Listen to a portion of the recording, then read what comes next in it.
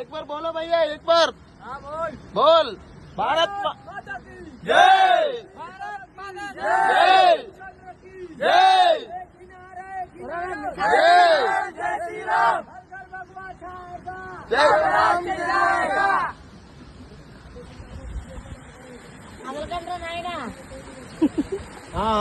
గమ్యాన్ని చేరుకున్నాం, దగ్గరలో ఉన్నాం. Okay okay.